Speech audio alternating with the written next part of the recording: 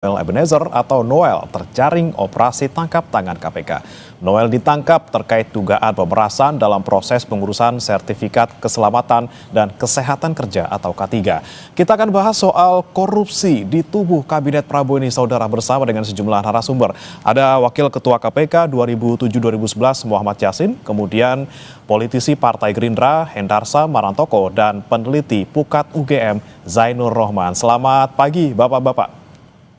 Selamat pagi. Selamat pagi. Pak Yasin, Mas Zainur. Baik. Assalamualaikum warahmatullahi wabarakatuh. Waalaikumsalam. Saya mau ke Bang Hendarsam dulu. Bang Hendarsam, ini kan terkait dengan status dari Noel sendiri di Gerindra. Ini kan Pak Dasko katanya bilang masih akan dipastikan kembali gitu ya. Sudah ada update belum dari Partai Gerindra? Kenapa sih selalu dikait-kaitkan dengan masalah partai? Ini kan masalah pribadi. Satu, kalau kita bicara masalah kader, ya kan? Kita tahu nggak terminologi kader itu apa? Orang yang dibina, ya, orang yang dididik oleh partai untuk kemudian diorbitkan.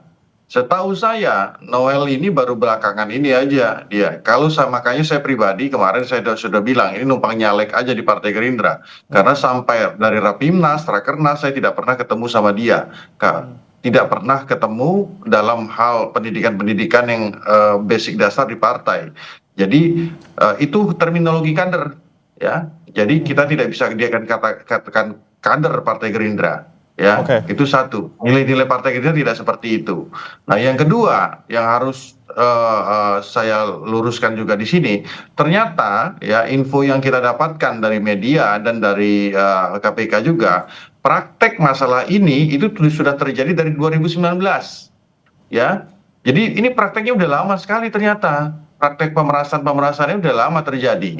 Dan kemudian, ya kan, si Noel masuk ke sana, larut dia ke dalam hal tersebut. Kenapa akhirnya kalau insting saya bekerja, kenapa akhirnya terjaring sampai 20 orang, ya kan? Kemudian ada 14 atau 20 orang. Artinya memang ini kerja kolektif yang selama ini sudah terjadi di saat di 2019. 2019 sampai sekarang udah berapa tahun? Tuh, 6 tahun, kurang lebih. Ya kan? Itu bukti yang didapatkan, bisa saja itu mungkin terjadi dari sejak 2014 atau 20 tahun yang lalu. Nah, praktek-praktek ini yang kemudian ya kan di pemerintahan sekarang ini coba dilakukan akselerasi oleh KPK untuk dilakukan penindakan secara tegas dengan supaya tidak terjadi masalah politis, ya OTT saja. Kalau OTT seperti kata Bang Saud, ya 90% udah pasti jadi tersangka. Jadi ini bukan masalah baru, masalah lama, tapi kemudian tidak bisa ditanggulangi. Ya, baru ditanggulangi di era sekarang. Nah, yang berikutnya juga nih, biar saya teruskan, biar clear ya masalah ini, ya kan. Noel, ya, Noel Ebenezer, Pak Prabowo udah kurang apa ngomongin masalah itu, ya kan. Masalah sampai bukan himbauan, bahkan teguran keras keluar dan ke dalam, ya, kepada para pengusaha-pengusaha dan perangkat-perangkat yang ada di dalam, bahkan sampai merujuk kepada kader-kader partai, ya kan, baik itu yang ada di Kim Plus maupun di partainya sendiri. Dan itu terbukti tanggal 15 Agustus, dan pada saat pidato sidang MPR itu beliau sampaikan, kemudian beberapa hari kemudian tertangkap. Nah, itu artinya ya memang telinga, ya, mulut dan hatinya tidak sinkron dengan hal tersebut. Bagaimana kita bisa katakan dia adalah kader? Ya, kalau untuk hal tersebut saja dia tidak bisa menyelaraskan terkait. Simpelnya kata Bang Hendarsam, hal ini terlepas daripada apapun nanti penetapannya tersangka atau tidaknya, ya kan. Jadi kita highlight masalah ini terjadi sejak 2019. Oke, baik.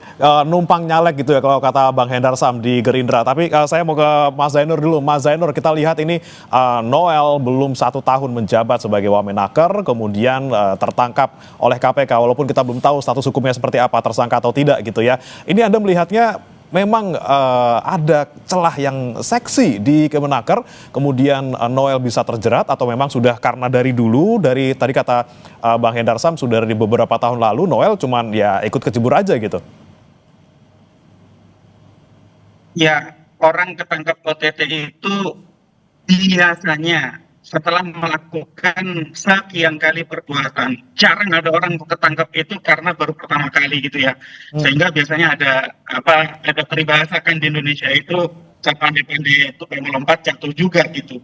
Nah, dalam konteks di Kemenaker memang ini satu kementerian yang problematik saya katakan. Kenapa? Karena semua orang tahu saat ini pun sedang ada penyidikan soal pemerasan TKA, kemudian ada kasus baru. Artinya tidak ada ketakutan apapun di sana gitu ya, baik di level birokrasi maupun di level pimpinannya gitu.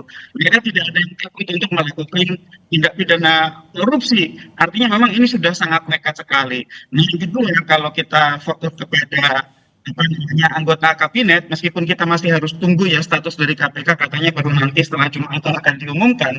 Ini kan dulu anggota kabinet semua sudah ikut retret di Magelang, sudah ikut pembekalan ya, baik itu menteri maupun wakil menteri. Nah, tetapi mengapa masih juga di kementerian itu terjadi pelanggaran tindak pidana korupsi? Kan artinya memang sekadar retret, sekadar pembekalan itu tidak cukup gitu. Sehingga ini yang perlu dipertanyakan adalah apa yang jadi penyebab dari perbuatan tindak pidana korupsi ini gitu. Nah, saya melihat memang ini tidak jauh-jauh dari menjual kewenangan yang dimiliki begitu ya. Karena kan biasanya korupsi di kementerian itu antara jual beli pengadaan barang dan jasa, pengisian jabatan publik, atau yang ketiga kewenangan-kewenangan perizinan, persetujuan, foto dan sejenisnya. Oleh karena itu ini yang harus didalami oleh KPK. Kalau tadi info dari Bang Hendar Sam ini sudah berlangsung lama, ya harus dibongkar semua ketika KPK melakukan gelar gitu ya, itu ada sekian banyak kendaraan gitu ya. Itu kendaraan dari para pelaku kah atau kendaraan yang tersangkut atau hasil dari tindak pidana korupsi?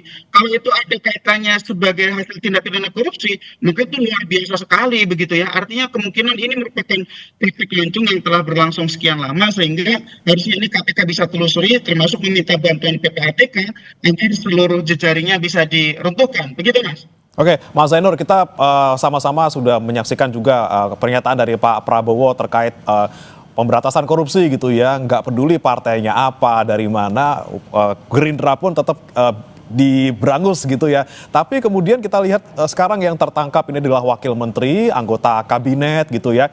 Ini apakah memang kemudian ada dua hal nih Mas yang kita bisa cermati. Ini apakah memang karena komitmennya kuat kemudian bisa dibantai juga nih wakil menterinya, atau justru karena selama ini kurang diawasi atau kurang dijaga gitu kabinetnya sehingga malah terjerat korupsi gitu, Mas Zainur? Ya, saya telah menyampaikan kritik sejak awal pembentukan kabinet ya. Itu kewenangan prerogatif presiden. Tetapi kalau kita lihat, ada sekian banyak orang yang punya problem, termasuk problem hukum, tetap diangkat sebagai pembantu-pembantu presiden gitu ya. Sebut saja di kasus Bakti ya, itu kasus korupsi pembangunan BTS. Itu ada nama-nama yang tersangkut, belum selesai sampai sekarang proses penanganannya di Kejaksaan tidak tuntas, tetapi juga masih diangkat menjadi pembantu-pembantu presiden gitu ya. Semua orang tahu kalau mengikuti persidangannya itu setidak-tidaknya ada dua nama yang tersangkut gitu ya.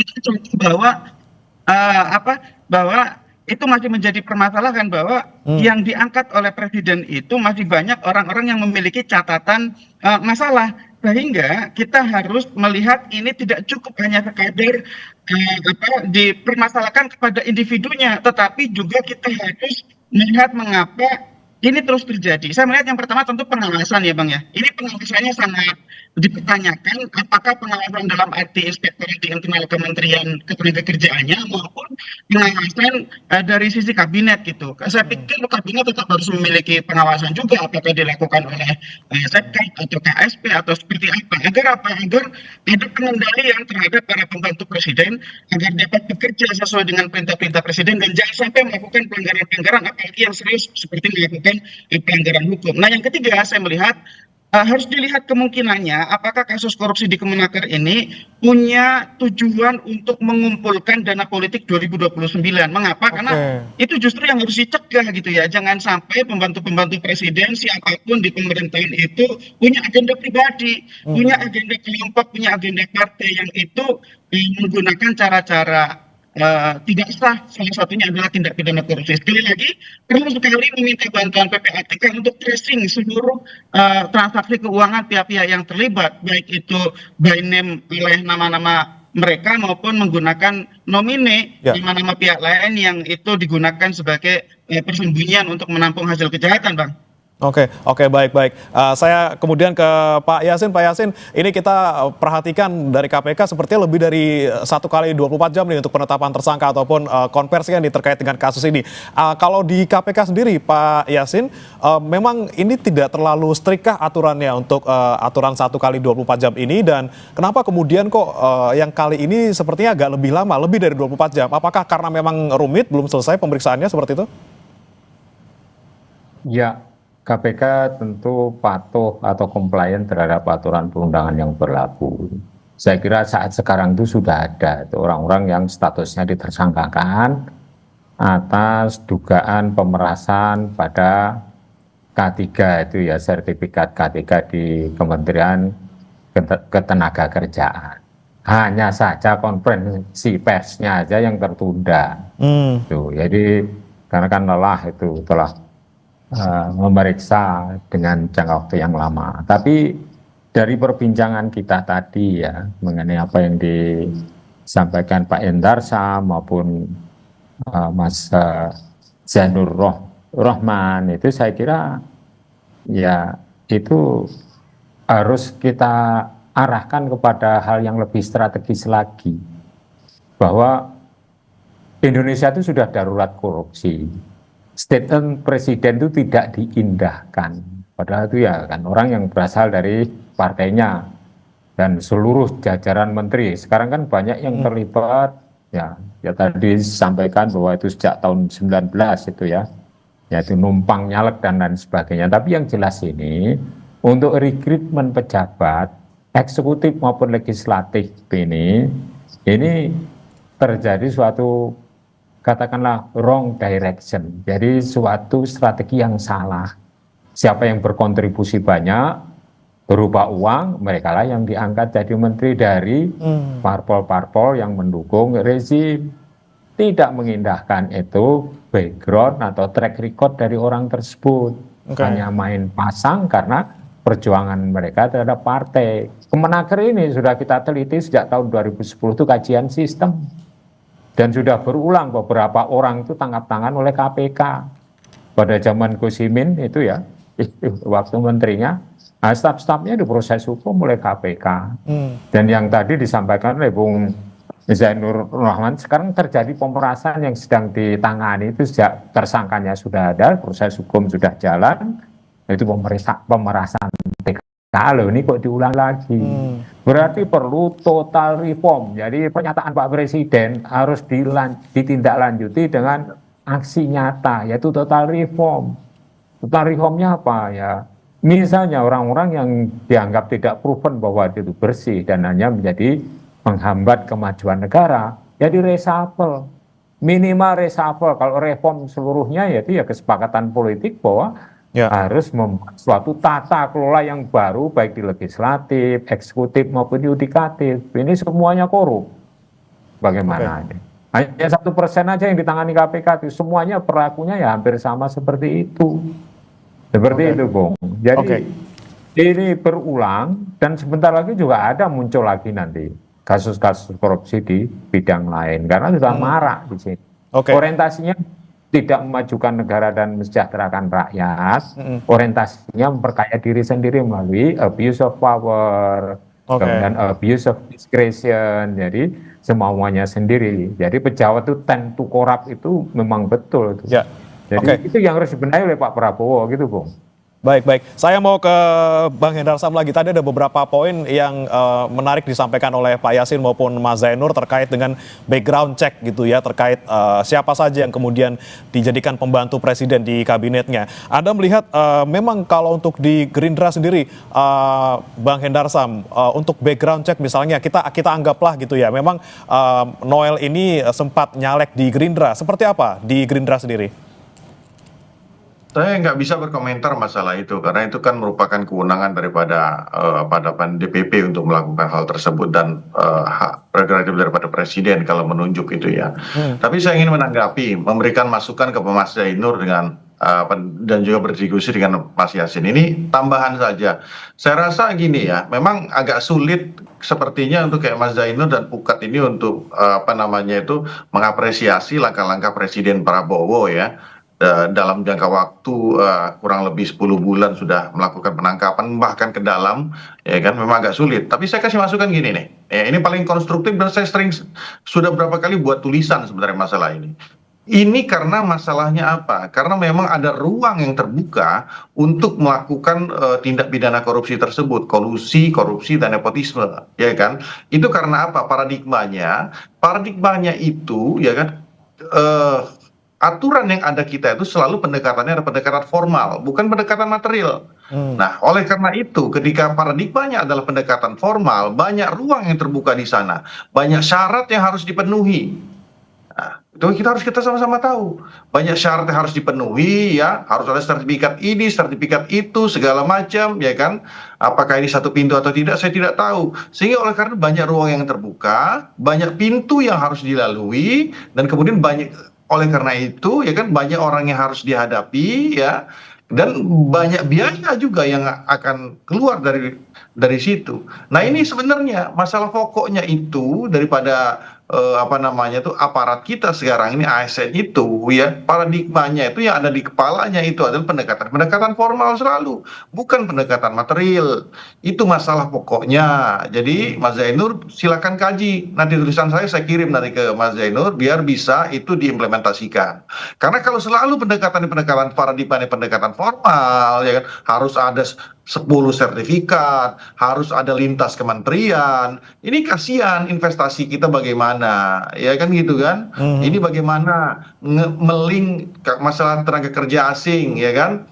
Dari Kementerian Imigrasi dan Dirjen Imigrasi dengan Kementerian Tenaga Kerja. Ya. Seperti itu. Nah, ini bagaimana supaya bisa jadi satu pintu dan juga menghindari, contoh nih, menghindari tatap muka, ya, menghindari interaksi secara langsung.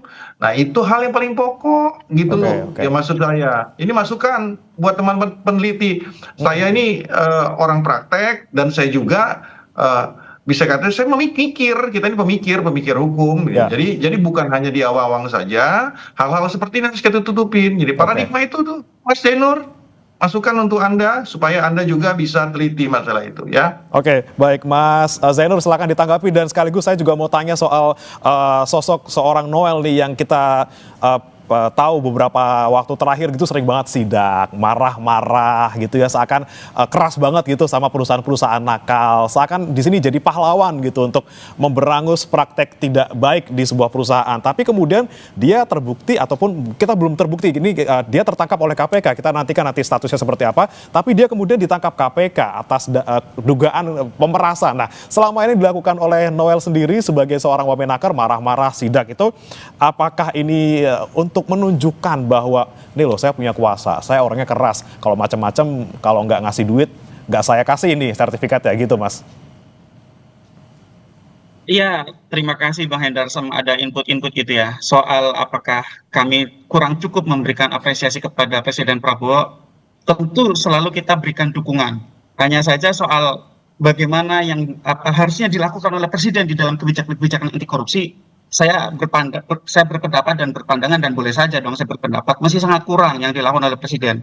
Belum ada langkah-langkah konkret gitu ya. Dan kalau soal penelitian, kami punya banyak sekali penelitiannya. Nanti bisa juga kami kirimkan kepada Bang Hendarsam resep-resep pemberantasan korupsi menurut usulan kami gitu ya. Itu yang pertama. Yang kedua, soal Bang Noel gitu ya. Tentu kita harus hormati proses hukumnya masih berjalan di KPK, belum ada status gitu ya. Tetapi model-model sidak dengan kemudian pendekatan-pendekatan secara sporadis ya, itu di satu sisi mungkin bagus untuk adanya shock terapi kepada pihak-pihak yang misalnya tidak patuh terhadap peraturan perundang-undangan. Tetapi di sisi lain ini juga tidak sistematis. Kenapa tidak sistematis? Karena dijalankan bukan by system, bukan oleh misalnya aparat pengawas dan seterusnya gitu ya. Tentu kemampuan pejabat tinggi untuk melakukan sidak itu sangat terbatas dibandingkan dengan aparat pengawas. Yang kedua, saya pikir di lain sisi itu juga bisa menimbulkan semacam ketakutan gitu ya. Yang dimaksud dengan ketakutan itu, oh ternyata besar power dari pejabat itu. Misalnya bisa memberikan surat peringatan, bisa mencabut izin bahkan, atau kalau meminta izin di kemudian hari akan dipersulit misalnya gitu ya. Itu juga timbul celah power imbalance gitu ya. Tidak adanya kesetaraan antara dunia usaha dengan pemerintah, sehingga itu juga membuka celah korupsi. Tapi apapun itu yang saya lihat memang dari praktik-praktik yang selama ini terjadi gitu ya, itu berawal dari kewenangan yang dimiliki. Nah, kewenangan yang dimiliki itu apakah digunakan sesuai dengan ketentuan atau kemudian diuangkan. Nah, penggunaan kewenangan itu yang pertama selalu akan abuse ketika dia itu absolut. Tidak ada pengimbangnya gitu ya. Dan tidak ada alat untuk melakukan ujinya pos gitu ya, pos factum, dengan misalnya melakukan gugatan kepada PT UN, misalnya ketika mengajukan izinnya tidak keluar, hanya bisa diajukan karena dia pejabat tertinggi ya, banding administratifnya sudah dilalui, hanya bisa dilakukan dengan melakukan gugatan kepada PT UN. Sehingga memang persoalan-persoalan izin ini perlu pembenahan ya, pembenahan perizinan itu sebenarnya resep-resepnya sudah banyak banget gitu ya.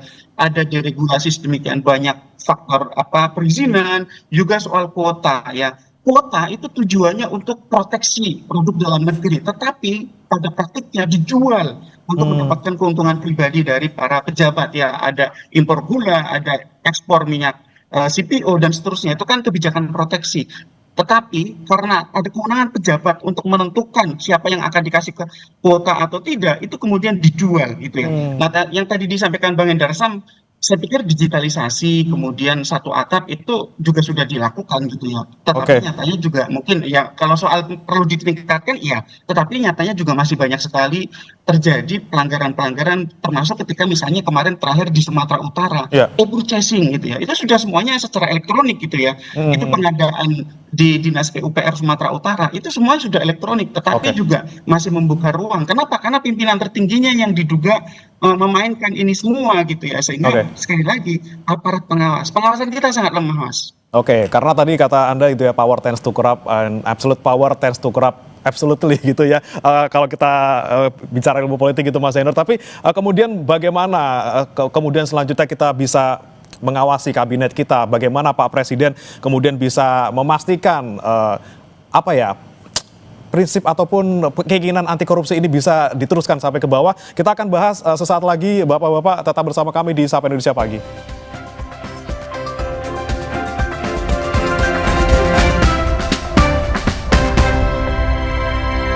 Anda masih bersama kami di Sapa Indonesia Pagi. Saudara, masih membahas terkait dengan penangkapan Wamenakar Emmanuel Ebenezer oleh KPK. Dan kami masih bergabung dengan sejumlah narasumber. Ada Bang Hendarsam Marantoko, politisi Partai Gerindra, dan juga Pak M. Yasin, Wakil Ketua KPK 2007-2011. Sebelumnya juga sudah ada Mas Zainur Rohman, peneliti Pukat UGM, namun harus pamit lebih dulu karena ada keperluan di UGM. Saya mau ke Bang Hendarsam. Bang Hendarsam, tadi silakan ditanggapi pernyataan dari Mas Zainur terkait dengan korupsi ini. Apakah memang kita perlu nih reformasi besar-besaran juga gitu ya di proses di sebuah lembaga pemerintahan agar jangan sampai ada membuka celah praktek korupsi seperti ini? Ya memang saya objektif bahwa memang saya sepakat dengan beberapa poin terakhir yang dikatakan oleh Mas Zainur tadi terkait dengan masalah apa yang Noel lakukan ya, beberapa melakukan sidak-sidak. Sebenarnya kan kalau kita bicara masalah sidak ini kan tugasnya kan tugas daripada Direktorat Jenderal Pembinaan Pengawasan Ketenaga Kerjaan kan gitu kan. Nah, kalau tiap hari kerjanya sidak, kapan kerjanya untuk membangun dan membuat tata kelola yang baik kan gitu kan. Nah, untuk segala shock terapi oke di awal gitu ya kan, tapi kemudian membuat sistem yang baik ya kan, kemudian melakukan digitalisasi yang baik ya kan, tanpa harus apa namanya itu melakukan tatap muka secara langsung. Sebenarnya kan simple ya kalau kita mau lihat, kita belajar aja dari negara-negara lain yang sudah maju ya kan, bisa dilihat negara-negara lain yang proses apa namanya itu ketenaga kerjaannya baik, sesuaikan dengan kultur dan budaya kita, sesuaikan dengan aturan yang ada. Kalau aturannya juga itu terbentur dengan aturan, relaksasi aturannya ya kan, kemudian semua itu bisa dijalankan. Nah, itu kan selama spirit yang selalu dijalankan oleh Pak Prabowo kan gitu kan, selalu menyatakan Indonesia ini mentalnya apa nama itu, mental pejabat kita, mental aparat kita ini kalau bisa dipersulit kenapa harus dipermudah, kan kayak gitu. Ini masalahnya ya. Kemudian beliau menempatkan orang-orang beliau ya kan, tanda kutip ya kan, yang karena apa? Memang supremasi sipil kita kebablasan. Ketika diperintah nggak bisa Pak ada aturan ini, nggak bisa Pak ada aturan itu, kan kayak gitu kan. Sehingga oleh karena itu nggak jalan. Beliau gemes, beliau greget, ditaruhlah orang-orang di tempat yang beliau bisa langsung apa namanya itu akselerasi. Ya mungkin salah satu ini PR bagi Menteri Tenaga Kerja yang saat ini untuk melakukan akselerasi yang lebih cepat dengan itu gitu loh. Jadi tidak harus tiap hari Presiden menanyakan ya kan, karena ada program-program strategis nasional lain yang harus beliau concern juga kan gitu.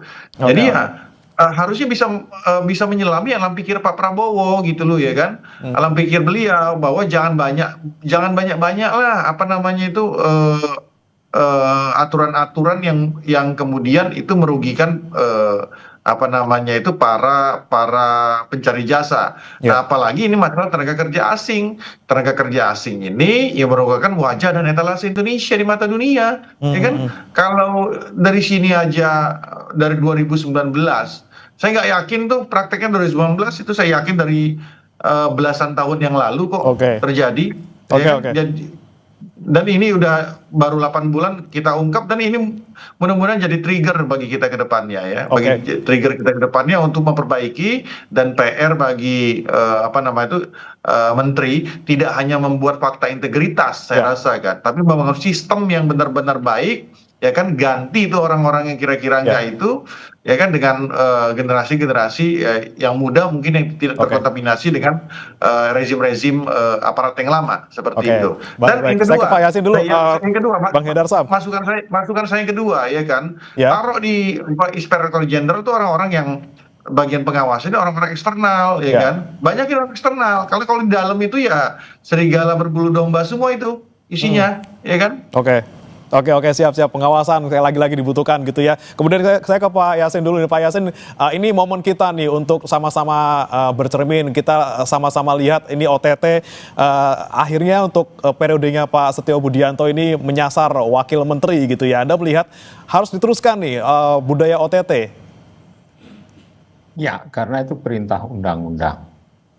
Jadi kalau itu dikatakan shock terapi yang disampaikan oleh Bung Zainur tadi, saya kira juga kurang pas, karena di semua waktu harus pimpinan KPK dan jajarannya itu melaksanakan perintah undang-undang.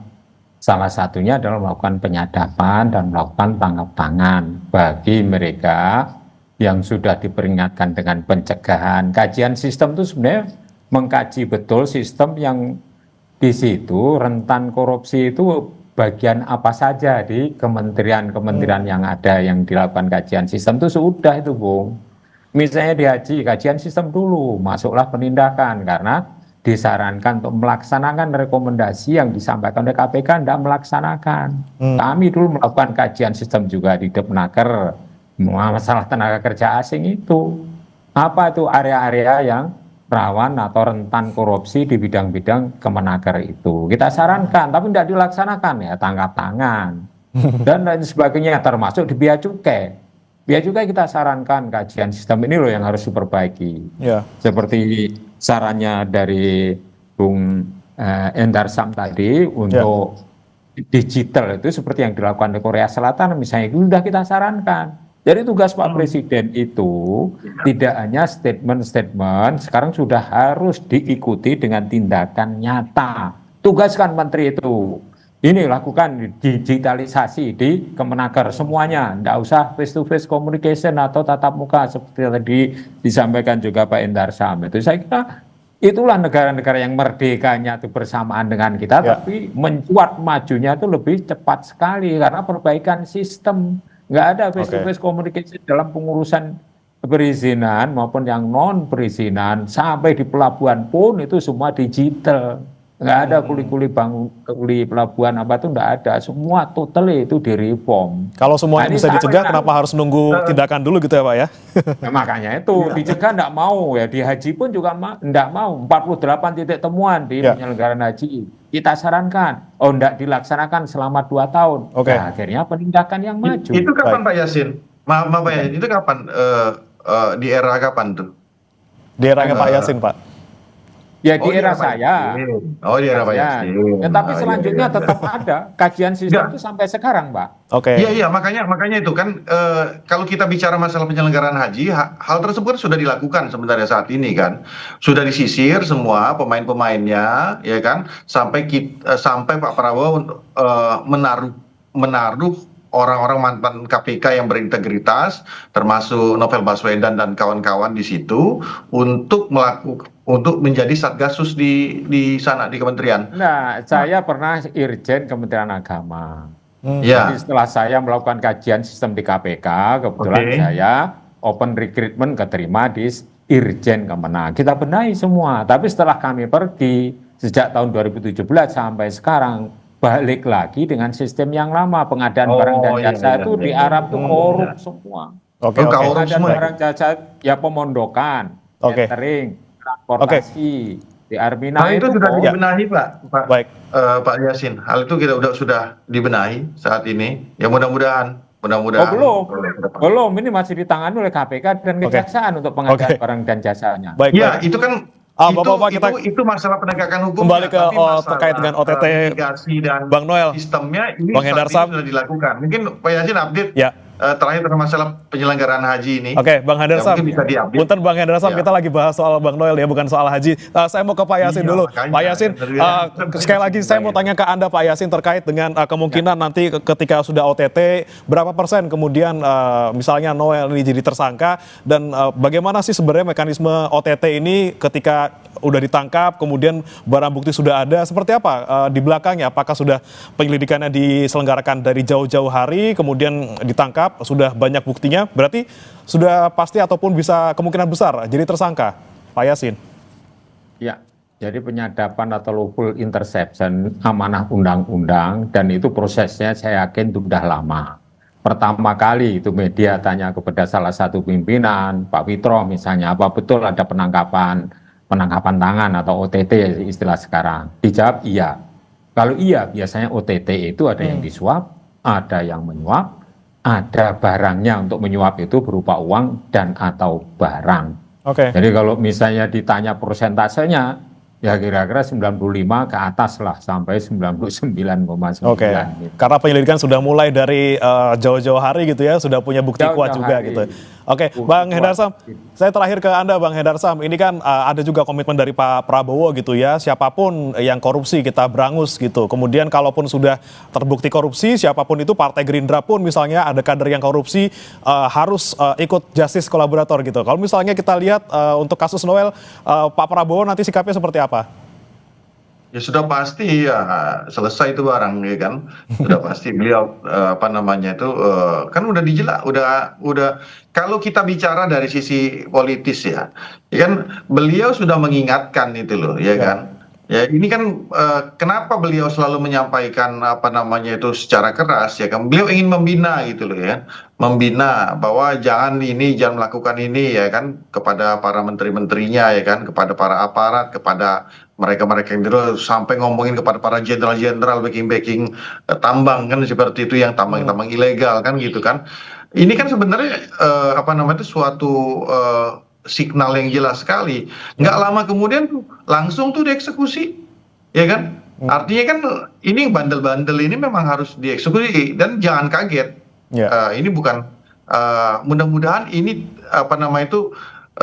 yang saya inginkan, yang mungkin Pak Yasin juga inginkan, kita tidak ingin terjadi kembali, ya kan, dikarenakan sistem dan apa namanya itu indeks korupsi kita menurun. Itu yang kita inginkan.